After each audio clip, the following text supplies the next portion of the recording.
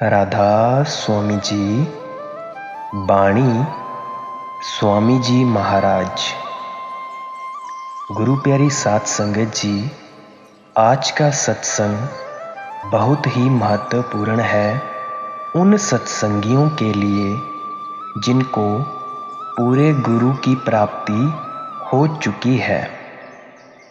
गुरु सहायता यहाँ वहाँ करें, उनसे करता भी कुछ डरे। स्वामी जी महाराज फरमाते हैं कि एक पूरा गुरु इस दुनिया में और अंदर खंडों ब्रह्मांडों में हमारी सहायता कैसे करता है। स्वामी जी महाराज फरमाते हैं कि गुरु हमारी पल पल संभाल करते हैं। काल भगवान भी गुरु के शिष्यों को छेड़ नहीं सकता। काल भगवान गुरु के शिष्यों से डरता था। आइए हम इस कहानी के माध्यम से समझते हैं कि गुरु हमारी किस तरह से सहायता करते हैं। एक बार एक साहूकार नंबरदार का कायदा था कि वह अपने आसामियों से सूद दर सूद पाई पाई लिया करता था। एक दिन क्या हुआ कि वह एक जमींदार के घर अपने नए मामले का फैसला करने गया। जमींदार ने बहुत जोर लगाया, लेकिन उसने एक ना मानी। उसके पशु, बछड़े और जो अनाज था सारा ही ब्याज में गिन गिना लिया। उसके घर में उसने एक भी कौड़ी न छोड़ी। जमींदार ने भी दिल में कहा कि अच्छा लाला, तेरा भी कुछ अच्छा ही होगा। वह मजदूर ढूंढता फिर रहा था, क्योंकि जमींदार ने उसके इस सलूक से मजदूर लाकर नहीं दिया था। अब गांव में मजदूर मिले तो मिले कहां से। तभी कुछ दूरी पर एक महात्मा बैठा भजन कर रहा था। वह कहने लगे कि मैं तुम्हारा बिस्तरा ले चलता हूं, पर सिर्फ एक शर्त पर। वो ये शर्त है कि तू मालिक परमात्मा के भजन सिमरन की बातें करता चल और मैं सुनता जाऊंगा। या अगर तेरे पास मालिक या भजन सिमरन की कोई बात नहीं है तो मैं करता चलूंगा और तू सुनता जाएगा। लाला ने सोचा कि यह कौन सी मुश्किल बात है। यह बातें करता जाएगा और मैं हाँ हाँ करता जाऊंगा। उस महात्मा ने उसका बिस्तरा उठा लिया और दोनों बातें करते हुए चल पड़े। जब उसका गांव आ गया तो साधु ने कहा कि लाला जी, अब मैं जाता हूं। साधु ने दिल में सोचा कि यह भी क्या याद रखेगा कि मेरा किसी साधु से वास्ता पड़ा था। इसे कुछ करामात दिखानी चाहिए।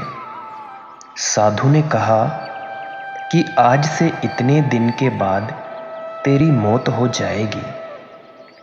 तेरी सारी उम्र में कोई श्रेष्ठ यानी अच्छा कर्म नहीं है।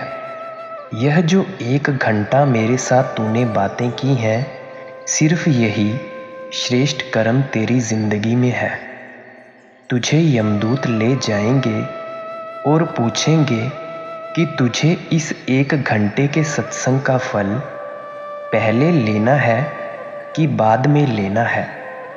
फिर तू उन्हें कहना कि मुझे इसका फल पहले लेना है, और फिर उनसे फल में ये मांगना कि मुझे उसी महात्मा का दर्शन कराओ जिससे मैं बात की थी।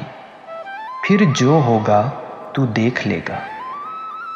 जिस दिन महात्मा ने कहा था, उसी दिन उस वक्त की उस शख्स को मौत आ गई। धर्मराज के यमदूत आए और साहूकार को पकड़कर ले गए। जब पेश हुआ तो धर्मराज ने चित्रगुप्त को कहा कि इसके कर्मों का लेखा जोखा देखो। तभी उन्होंने कहा कि इसका कोई श्रेष्ठ कर्म नहीं। धर्मराज ने फिर कहा कि देखो, शायद कोई तो श्रेष्ठ कर्म हो। उन्होंने विचार करके कहा कि महात्मा के साथ इसने 1 घंटा बातें की हैं, सत्संग किया है। धर्मराज ने पूछा कि तू इसका फल पहले लेना चाहता है या बाद में? साहूकार ने कहा कि मुझे पहले दे दो, और यह कि जहां वह महात्मा है मुझे वहां ले चलो।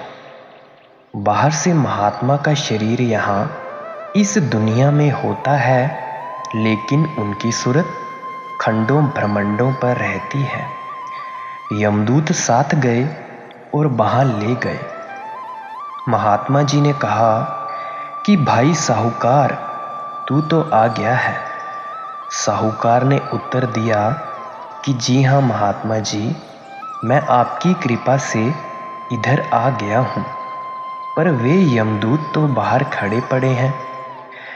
अब जहाँ मालिक का भजन सिमरन हो, वहाँ पर यमदूत नहीं जा सकते। साहूकार को अंदर गए काफी देर हो चुकी थी। उसका 1 घंटे के सत्संग का फल खत्म हो गया। फिर यमदूत बाहर खड़े हैं और आवाजें, इशारे देकर बुलाते हैं कि साहूकार बाहर आ जा। पर क्या हुआ कि वह साहूकार बाहर ही नहीं आया। यमदूत आखिर हार कर चले गए और धर्मराज के आगे जाकर ये फरियाद करने लगे कि जी वो साहूकार महात्मा की कुटिया में गया और वह बाहर नहीं आ रहा है। तो फिर धर्मराय ने उनको उत्तर दिया कि वहां पर ना तो मैं जा सकता हूं, ना तो तुम जा सकते हो। इसीलिए अब तुम उस साहूकार का ख्याल छोड़ दो। साहूकार के 1 मिनट के सत्संग के बराबर कोई कर्म नहीं। सत्संग से तो काल भी डरता है और धर्मराज भी डरता है। गुरु अर्जुन देव जी भी फरमाते हैं, जह साधु गोबिंद भजन कीर्तन नानक नीत, अणा हऊ ना तू अणा छुटह निकट ना जायो दूत। यानी जो किसी पूरे सतगुरु का शिष्य होता है, उस सतगुरु के शिष्य के निकट धर्मराज तो क्या, काल भी उनके पास नहीं जाता है। जब मौत होती है, एक सत्संगी शिष्य मरता है, तो हमेशा राइट वाली साइड में, जिसको हम दायां कहते हैं, उस साइड में सतगुरु होते हैं और बाईं ओर काल होता है। जब किसी भी नाम लिए सत्संगी की, जो नाम की कमाई करता है, उसकी मौत आती है, तो उसे सतगुरु संभाल लेते हैं। वे उसे काल के मुंह में जाने नहीं देते। वे हमेशा संभाल करते हैं। सतगुरु केवल जीते जी ही संगत की संभाल नहीं करते, बल्कि मरने के उपरांत भी उनकी संभाल करते हैं। गुरु प्यारी साध संगत जी, कलयुग में मुक्ति के 3 उसूल हैं। पहला अव्वल गुरु, दूसरा सत्संग और तीसरा नाम की कमाई। सारा गुरु ग्रंथ साहिब इन तीनों की महिमा करता है। अब आगे यह है कि अव्वल गुरु के पास जाकर हमें सत्संग सुनकर नाम की कमाई करनी है, और इस काम में हमें ना तो बाल बच्चे छोड़ने हैं, ना तो घर परिवार छोड़ना है, ना तो जंगलों पहाड़ों में छिप जाना है। इसमें तो सिर्फ हमें सुबह के 3 बजे उठकर 2.5 घंटे भजन सिमरन ही करना है। ये तो केवल बहुत ही ज़्यादा आसान काम है, जो हर कोई इंसान अपनी इस छोटी सी जिंदगी में कर सकता है। अब बहुत से सत्संगी जिन्होंने नाम लिया है, वे कहते हैं कि हमारा भजन में मन नहीं लगता, हमारा भजन बनता नहीं, हमारा यह नहीं होता, हमारा वो नहीं होता, हमें वक्त नहीं लगता। तो सीधा सा सवाल उनसे है कि जिस तरह घर के सारे काम ज़रूरी हैं, तो क्या 1-2.5 घंटे भगवान के नाम के लिए हमारे पास इतना भी समय नहीं? हमें तो फिर यही समझना चाहिए कि मालिक से मिलाप के लिए हमारे पास वो पूर्ण तड़फ ही नहीं और हम मिलना ही नहीं चाहते, क्योंकि बाइबल में भी लिखा गया है कि तुम दरवाज़ा खटखटाओगे तो दरवाज़ा खोला जाएगा, जो तुम मांगोगे उसे तुम्हें दिया जाएगा। सो इसीलिए गुरु प्यारी साध संगत जी, हम सभी को 2.5 घंटे भजन सिमरन करना चाहिए और इसी तरह से पूर्ण गुरु भी हमारी सहायता करते हैं। गुरु प्यारी साध संगत जी, मेरे वचनों को बड़े ही प्रेम से सुनने के लिए धन्यवाद।